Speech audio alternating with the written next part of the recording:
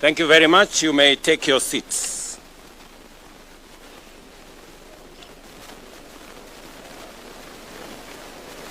The Right Honorable Raila Odinga, Mr. Chancellor William Bernard Gitunga, Ministers present, Principal Secretaries present, the University Council and Management, the student fraternity, distinguished ladies and gentlemen, good afternoon. Hamjambo.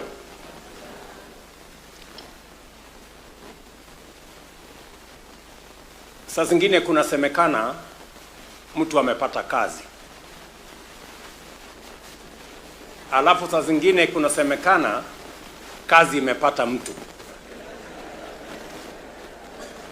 I think in this case, the latter is true.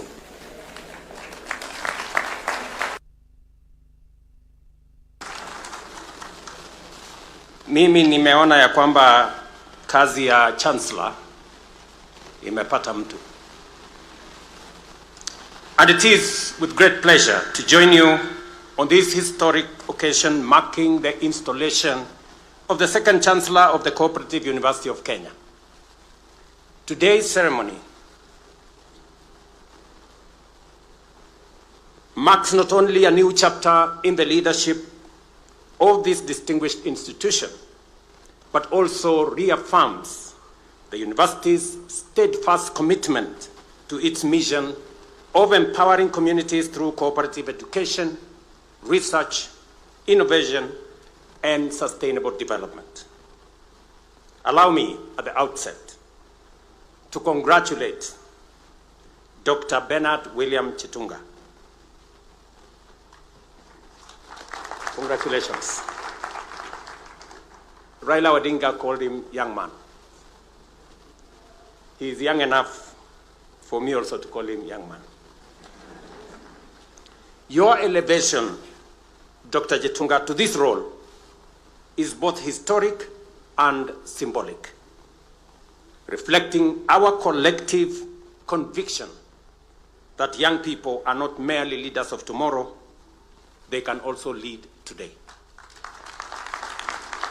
As government, we are intentional about integrating young people into leadership to unlock their innovation, energy, and bold thinking in shaping our country's future. I think if there is boldness and courage we have seen in the vision of Dr. Gitunga. Ladies and gentlemen, the Cooperative University of Kenya holds a unique and important place in our national development journey. For over 70 years, it has been a vital engine for molding skilled human capital and producing knowledge systems that uplift communities.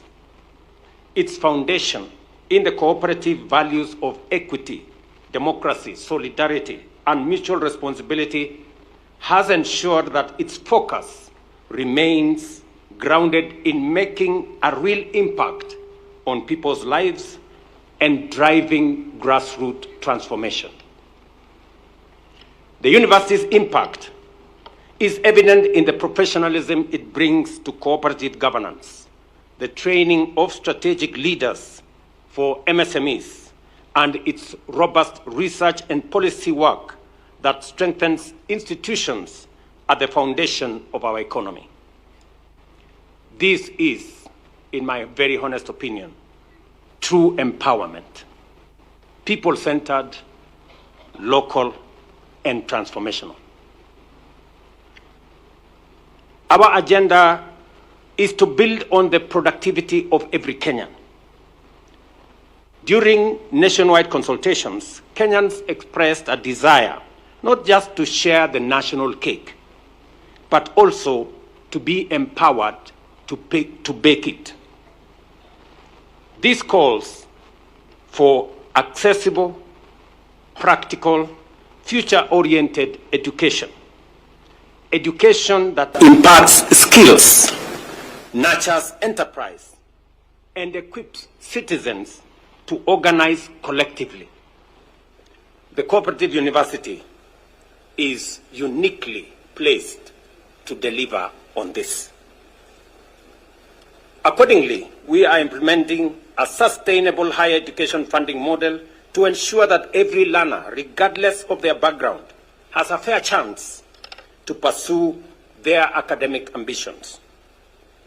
Through institutions like this cooperative university, we're empowering communities with the tools and knowledge to participate meaningfully in national development and wealth creation. I have heard very carefully what both the Chancellor and the Vice-Chancellor has said, and all the other leaders that have spoken before me, on matters education.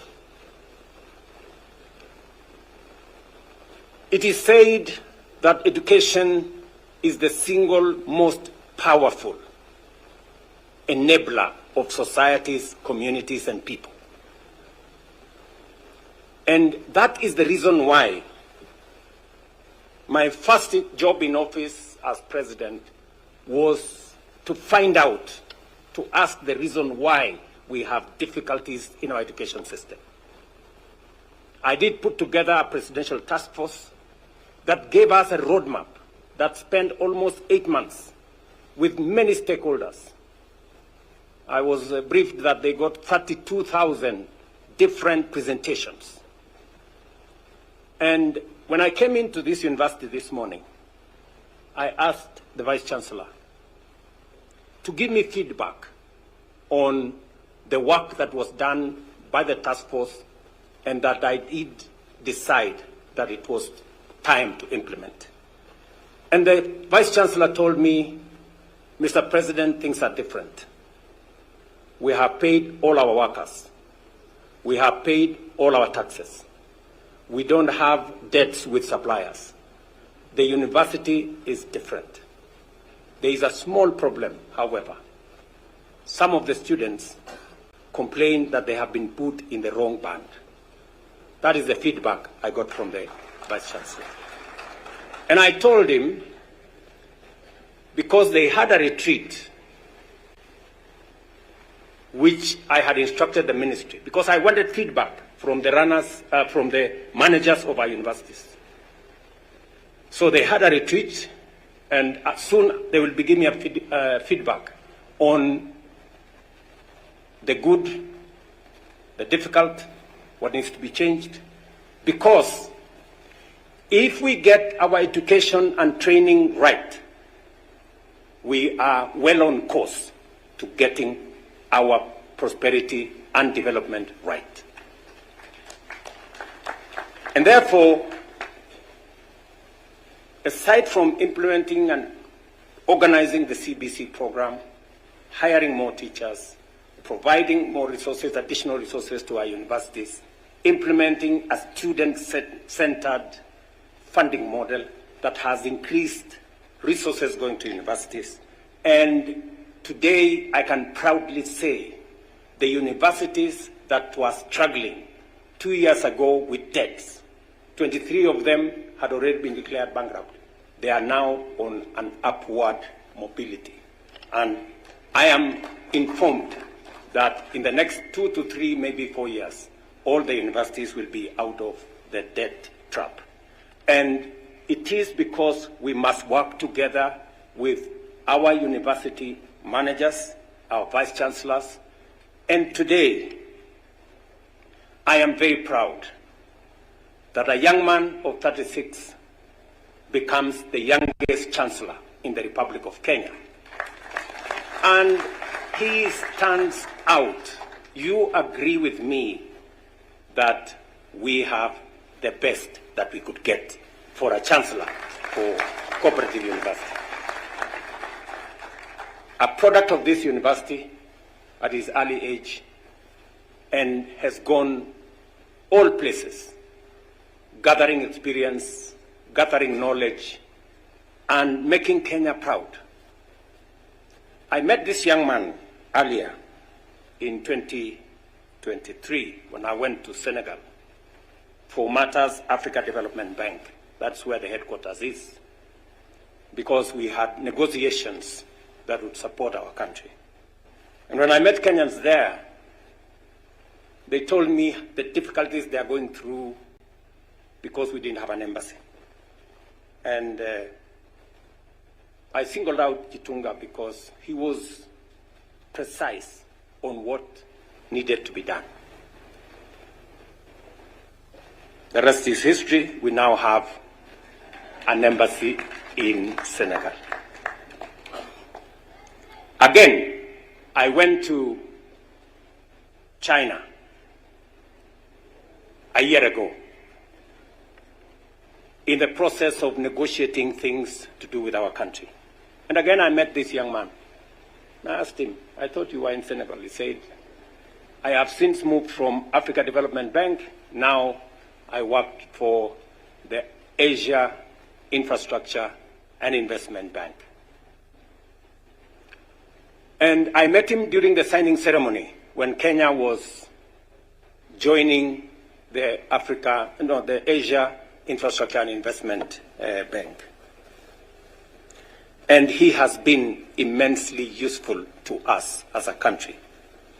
He's based in China, has informed some of the decisions that I have made. And when I saw this young man and remembered that he was in this university, that is the time I decided that this is the man to come and help us transform Co-operative University of Kenya.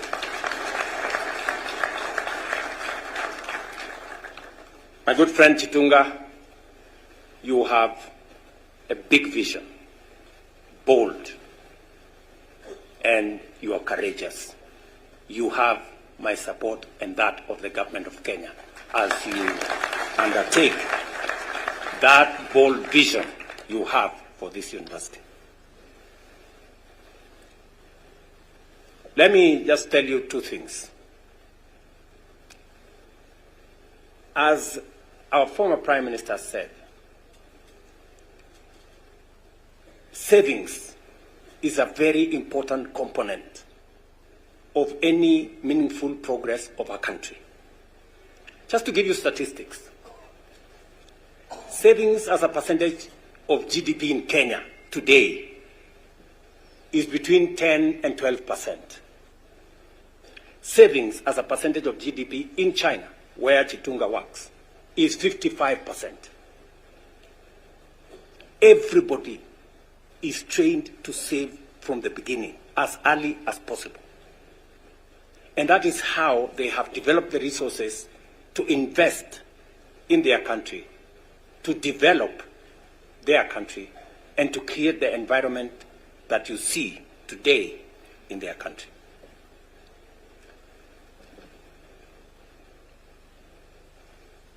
I undertook to the people of Kenya that I was going to change the savings culture, and we are going to change the savings infrastructure in Kenya.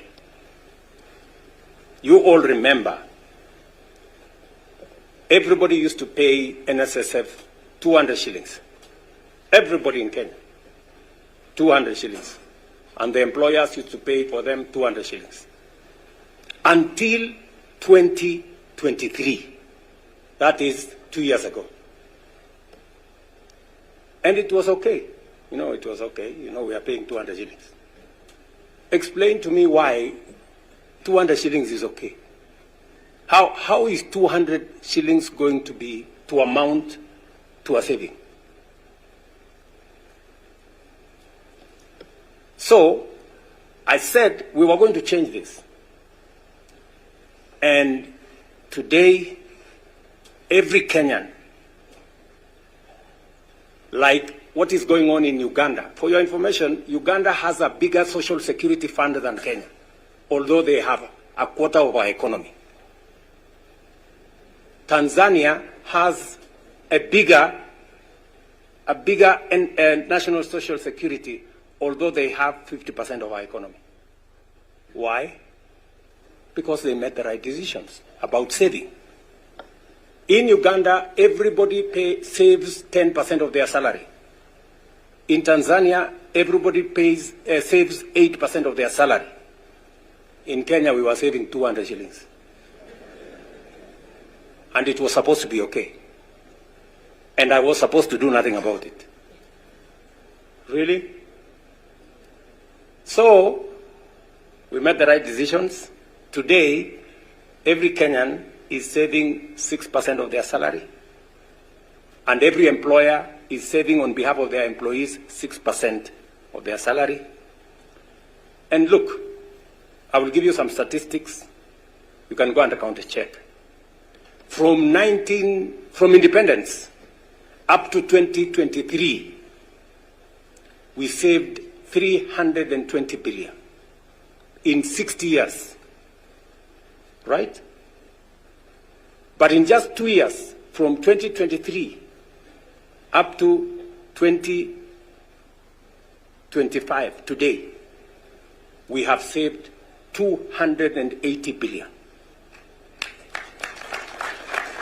By the end of this year, we will have doubled the money we saved in 60 years. And by 2027, sawa. Yes.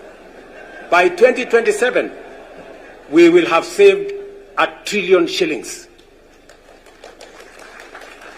Because we have made some bold decisions.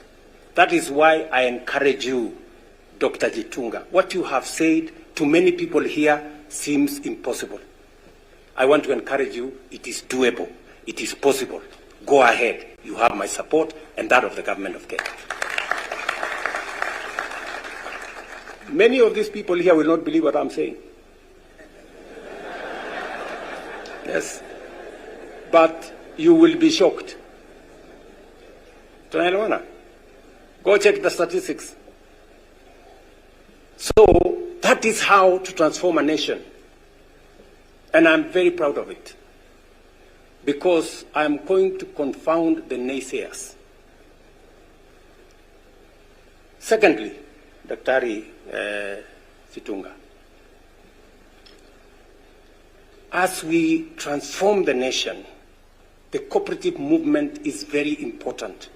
And I like what you have said that about research and about innovation and about AI and what your plan is in that space.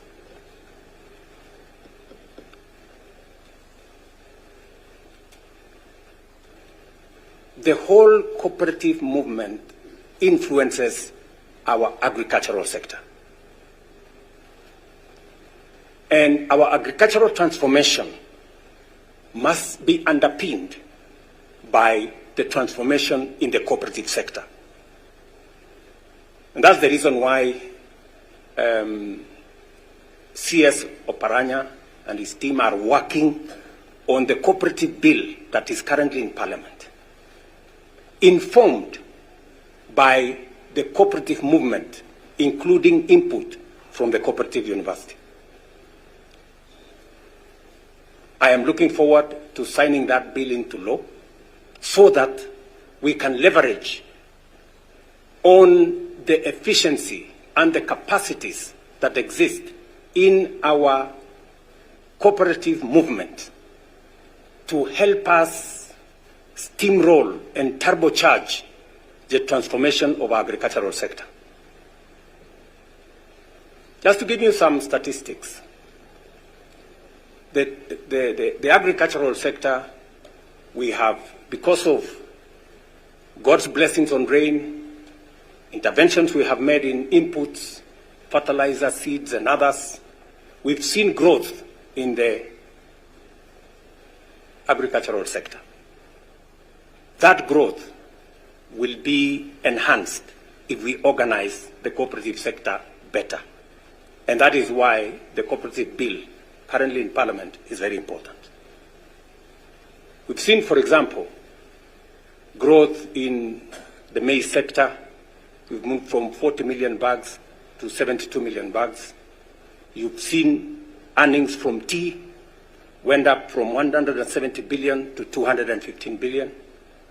You've seen coffee sector prices of coffee has moved from 50, 60 shillings a kilo to 100, 140 shillings a kilo. You've seen in the sugar sector, we are witnessing the biggest transformation. Ordinarily, we would be importing between 300,000 and 400,000 tons of sugar into Kenya. This year, we imported less than 100,000 tons. Why? Because our productivity grew from 490 metric tons, go look at the statistics at Kenya Sugar Board, to 815 metric tons. We just concluded the commercialization of the 5 sugar mills owned by government. My opinion is government has no business owning sugar mills.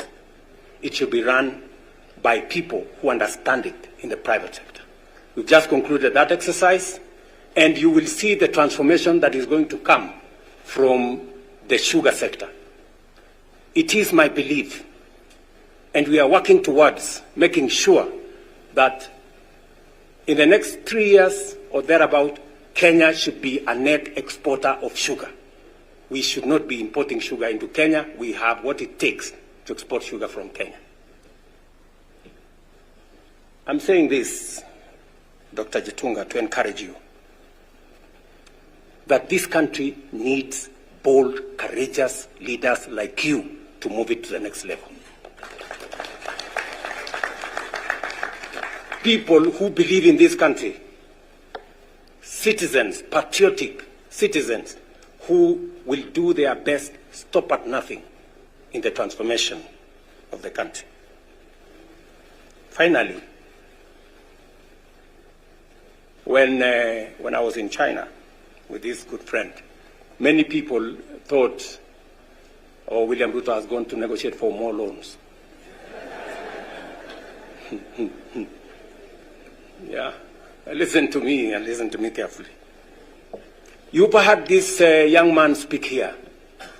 He has not said he's going to look for loans. He has not said he's going to look for money for government.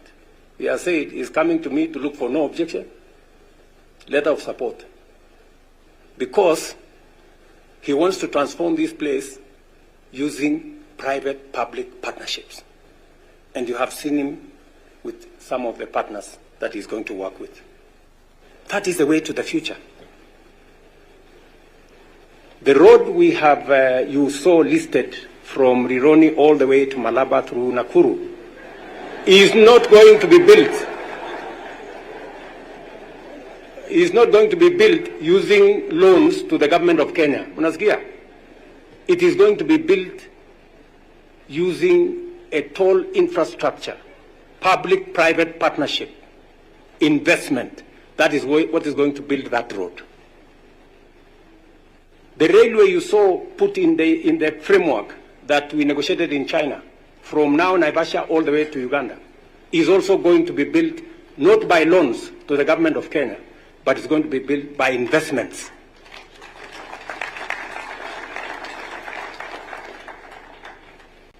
Let me also tell you that we have developed alternative financing mechanisms that do not take the country the route of loans that could endanger the future of our country.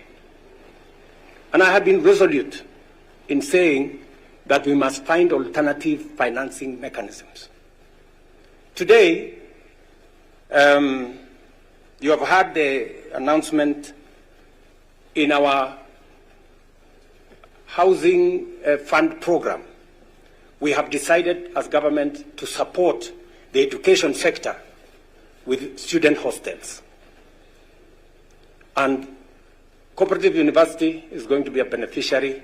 We're going to have a hostel facility here that will accommodate 2,520 students.